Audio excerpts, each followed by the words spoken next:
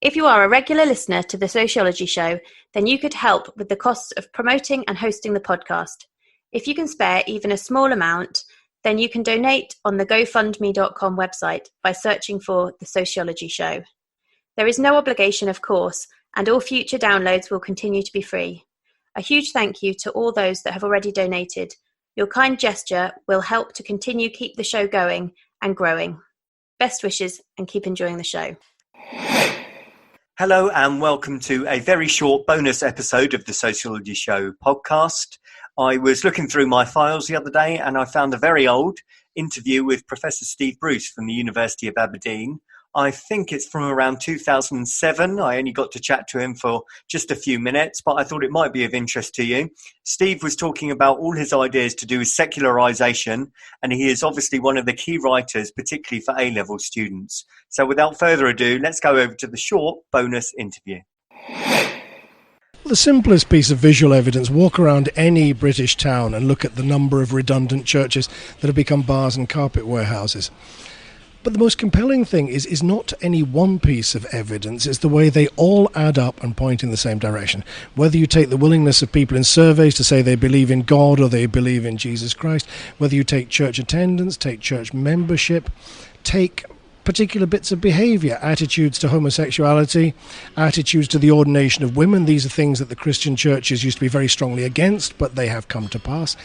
Whatever it is you take as an index of religious belief and involvement over the last 150 years, it shows decline. Many would say that new religious movements and alternative spirituality is an argument to suggest that actually religion isn't fading away, but it's just simply diversifying. I mean, where does that fit in with your discussion?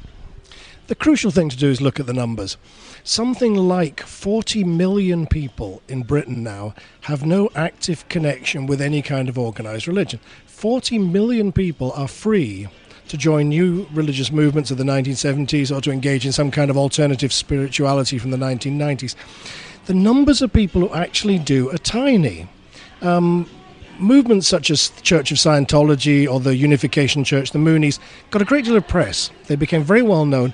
At no point could they ever have mustered more than 1,000 active members. The total membership of 1970s new religious movements would be less than a big Christian church, such as the Church of England, had lost in a year.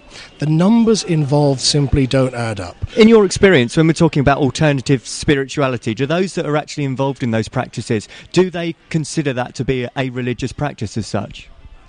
There was a very detailed study of a small English town, Kendal, conducted, which tried to identify any kind of activity that might be regarded as alternative spirituality.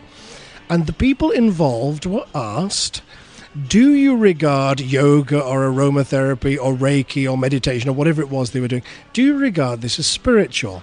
More than half said it was not spiritual.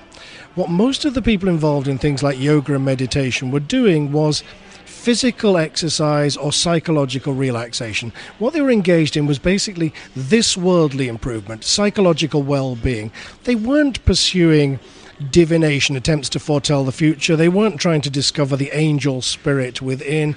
They weren't communing with the cosmic consciousness. They were doing very mundane, this worldly things. It seems a lot of the secularisation debate seems to be centred, obviously, on the UK. Do you think this pattern and trend will follow other nations and, I suppose, ultimately worldwide? Secularisation is common across Europe. Different countries start at different points, but they're all heading in the same way. It's not a common pattern across the rest of the world.